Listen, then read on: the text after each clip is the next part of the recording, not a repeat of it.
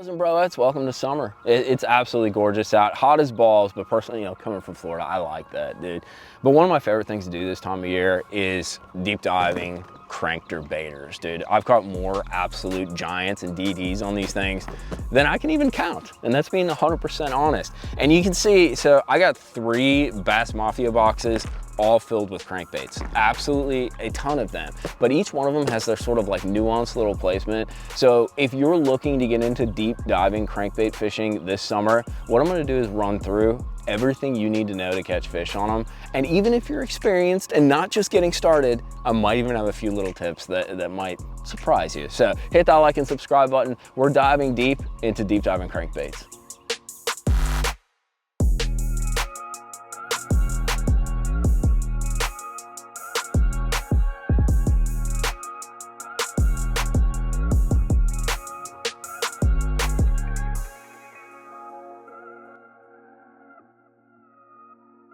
I got a lot of them. Like there's no doubt about it. I got a lot of crankbaits, and the way I keep them organized, and that's the first thing we're gonna talk about, is kind of separating them into 3 categories. First off, I got my 6XD box. That's 15 to 20 foot. And then I have my 8XD. You notice we're using the Strike King system because they kind of dialed it in with this stuff. My 8XD box, that's 20 to 25 feet. And then I got my 10XD box. That's 20 to 30 foot, or sometimes even 30 foot plus, to be realistic, depending on what you're doing with them. Because actually, let's talk about that right away. There's 2 different ways to fish these crankbaits, and they behave in different ways based upon what you're doing. One is casting them, old school, right? Make the longest possible cast, bomb it out there, crank them down, and that's usually their running depth. The other thing, and for you TVA guys, you know about this, I showed a lot of you guys this in Florida, it's long lining. Long lining is basically you'll troll out while leaving your spool open, let a bunch of line out, 100 yards, 150 feet, 200 feet, sometimes. And basically with that extra length, which, we all wish we had a little extra length, but with that extra length, you can get those things down quite a bit deeper, usually 5 to 10, sometimes even 15 feet deeper than what they say on the package. So that's your 2 different ways to fish it. But the reason I divvy these crankbaits out is because you always want a bait that's gonna run deeper than your bottom. That's something that I think a lot of people kind of miss. You want this bait interacting with the bottom. That's the power of the crankbait, the deflection, the interaction. It tells you a lot about what's down there, and it also creates, it's kind of like what we talk about with chatterbaits, that sort of hunting action. Running it into the bottom really creates that hunting action, that random sort of dynamic turn left, turn right, things along those lines.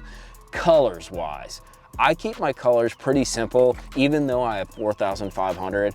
One of my favorites, it's an absolute classic, but it literally will catch, I don't care if you're up north, down south, out west, green gizzard shad. And you know that it works because basically every crankbait company has this color now. So green gizzard shad, originally in the Strike King 6XD, 8XD, 10XD, standard color, great for clear water, semi-clear water. So I'll have a shad pattern like that for my clearer situations. I'll always have something a little brighter as well, whether it has like a chartreuse belly like that or something super bright, like a green or fluorescent blue back. That's for my more stained water. The other thing too is sometimes in super clear water, especially if you're dealing with smallmouth or you have super active fish where that water's like really green clear, it's funny because the bait actually shows up super bright, and in order to mimic that and achieve that, you'll need to use something that's kind of fluorescent like that. So I have something brighter, accommodates me in some dirtier water. I throw a lot of crankbaits down in Florida as well. So the other thing that I like to have is what I would call like a brim pattern or a bluegill pattern. That's a DT16. You can see it's obviously like a darker bluegill pattern, something that I don't think a lot of guys really pay attention to, especially down like Gunnersville and down here in the southeast. Everybody thinks it's shad, cutting shad. They're eating shad out there. Where's the bait at? And bait, especially as you move further and further in summer, really becomes bluegill. Like at least for the big ones, dude. The big fish are targeting bluegill, and those bluegill, when they're not up spawning during those full moon periods during the summer, they're out there deep with them bass and every single other pescado that's out there hanging out deep.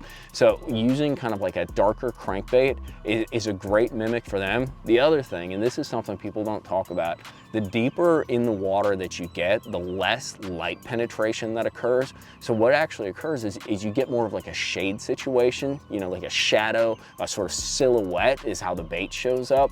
And by using that darker kind of crankbait, you're actually mimicking better what's down there, because a lot of times it's just that silhouette of the fish that's down there. I don't know if you ever used an aqua view in that, but the way, especially if there's a little bit of stain in the water, that you actually see the fish is sort of like the darker outline, the darker shadow of the bait that's down there, the fish that's down there. So that darker bait isn't always mimicking a brim. Sometimes it just looks like the bait that's actually down there. So I also define my crankbaits by sort of their action, and it's aggressive to subtle. And an example of sort of an aggressive bait, a great example really is the 6 Sense. This is the 6 Sense crankbait that I throw all the time. It comes in kind of a 6XD size, an 8XD size, and a 10XD size. I got one of the giant ones, dude. This thing's a Mondo. But it has a super duper aggressive wobble. This thing digs. It also gets down super quick, but it's great for when those fish are super reactive or they're in a negative mood and I need to drive them absolutely nuts. The sort of catch or no catch, you know? Like they're either gonna bite it or they're gonna move out of the way. And that's when I pull out these. The way you can identify them usually is a wider bill, wider body. It creates that more aggressive side-to-side wobble and roll.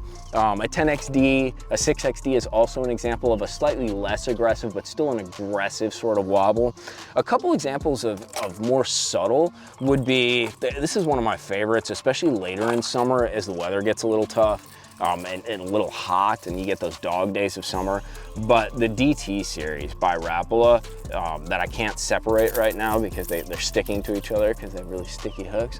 But the DT series, this is a much more subtle kind of rolling wobble. It doesn't hunt nearly as wide, and part of that's because of the bill. It's a much slimmer bill, and the other part is the body. It's sort of developed off that old Shad Rap style body, so it's a much thinner, much more hydrodynamic body, has a much softer wobble. So cold front days, highly pressured waters, super clear water, or late summer when that crankbait starts to become less effective and you're trying to get a few extra bites. The other one that in the past few years I've absolutely fallen in love with, dude, is the dredger.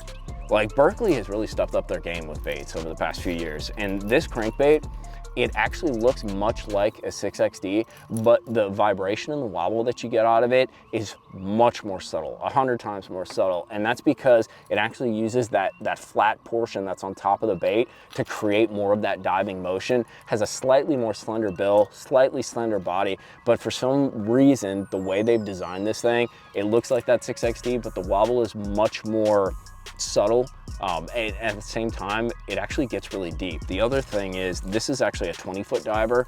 This is comparable to an 8XD, but it's the size of a 6XD. So I'm able to kind of downsize my bait. We've been having so much pressure on like Gunnersville, Pickwick. Everybody wants to catch them offshore, which is understandable because it's a blast, right? So downsizing that presentation is a great approach, but when it comes to crankbaits, still getting down to those depths that you need to, it gets difficult because those long bills, those big bodies help you to get extra depth. And Berkley kind of achieved a nice blend of both. It's a downsized bait, but you still get that depth tracking that you're looking for in that 20 to 24 foot range. So the other thing is line size. And this is hugely important because I think it's especially for entry level kind of guys getting into crankbait fishing and offshore. This is a big mistake that they make. They want to catch big fish, so they use big line. No. I used to throw 10-pound. I've gone up to 12-pound fluorocarbon. This is just Seaguar Red Label. The lower diameter line that you use, the easier it is for that crankbait to get down and stay down. Basically, imagine that line dragging in the water. It's creating friction along with the crankbait to sort of get to the depth that it wants. So the less diameter that you have, the easier it is to get down. My buddy Jacob Wall, he's gone down to 10-pound test in some situations. I don't like that because you tend to nick it up. You're making these bomb casts with this long. I got a Monster Bass cranking rod right here. It's 7.5, I think. I make these bomb casts, and the reality is I backlash from time to time. 10-pound test, you put a backlash on it, you get a nick in the line, all of a sudden you're throwing half your line out, it snaps at that nick. 12 pounds is the nice balance, and I'll use 12 pound across, you know, a 20-foot dredger, a 10XD. One of the biggest fish I've ever caught in my life, actually the biggest, was a 13 and a half pounder, and I caught that joker on 12 pound fluorocarbon on a 10XD. So it doesn't inhibit landing a fish. You have to be a little more careful about it, but that's where these rods come into play. There's been a lot of advancement when it comes to crankbait rods. I'm not saying you gotta get a lunker stick or anything like that, but what you wanna think about is they're making some great composite sort of blended glass or modified graphite rods. And what that means is it has a much more moderate action. It's softer, so you're able to kind of feel that crankbait. You're also able to let the rod load up on those fish, because one of the biggest problems is actually pulling the bait away from the fish and not hooking up well. And these new rods with these blends or with the modified graphite and the modified actions, you still get connectivity with the bottom. It's not like a fiberglass rod where it's just a mush stick and you can't feel anything. You feel what's on the bottom, chunk, chunk, chunk. You know you're on that hard bottom, but it also has just like a perfect tip action to really load up and let that fish eat it when they eat it, because it's never usually a bite when it comes to crankbait fishing. It's always a load up. It's you're cranking, moving it real fast, and they're there. So that leads to the other thing. I got this thing on a 621. This is the SLXDC.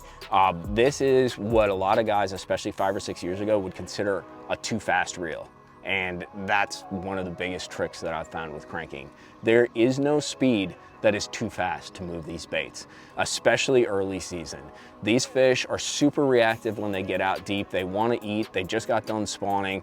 And even as we move into later summer, everybody wants to kind of work that crankbait, you know, just reel it, and it can get exhausting when it's 95 degrees out, it's dead flat, and you're having to like grind that crankbait. But one of the most successful retrieves that I've had using any crankbait, it is burning it, getting it down and just really jacking it up. The 621 provides me enough speed to do that without over cranking the bait. I want it grinding into the bottom. I always talk about it as making trenches. When we caught 49 pounds, basically I was imagining in my head that we were digging trenches across a shell bar flat. And that's exactly what it felt like. This bait is digging into the bottom, kicking up all kinds of stuff. And you're really trying to draw that reaction. It's for lack of a better word, shit or get off the pot, dude. You want them to look at that thing and be like, I'm gonna eat it, and freaking go after it. Or I'm getting out of the way. To get out of the way, there's somebody else, you know? So you really want to create that reaction, because that's where I think the crankbait is a huge tool, is that reaction bite, and fishing it faster than everybody else is one of the ways to kind of set yourself apart. The last thing, and I will tell you guys until the cows come home, you need to use clips. So I always put clips on my crankbaits. This is an Owner Hyper Weld clip. It does two things. One, it gives you total kind of extra freedom for the bait to run. I use these on my top water too. It's almost like tying a loop knot, gives a lot of fluidity to the action. The other thing is, it makes it as easy as you get onto a little deeper ledge, say a 25 footer, switching baits is as easy as grabbing a new bait, sliding it through the ring right there, and then reclipping it. And once again, my 13 that I caught, the 49 that I caught, all on this clip. So it holds up, it's extra stout, even with that 12-pound test. It really just makes life easier. It makes you more efficient when it comes to this crankbait game. Changing colors, changing bait styles, adapting to the conditions. But that's kind of my rundown, dude. Have yourself, you know, something in the 15 to 20 range, something in the 20 to 25, and then get yourself one great big deep one. And get out there and try it. Use your electronics to locate some of these fish, or look for hard spots, look for places where that bait's gonna dig into the bottom and give you some transmission. But it's a great way to catch them, great way to catch schools of fish and find some big pods. And it's a blast, dude. The way the rod loads up when they eat it is absolutely stupendous. I'll put links to all this stuff down in the description box at Tackle Warehouse and this rod at Monster Bass for you guys to check out. Hit that like and subscribe button for me. We're gonna go crank up a few.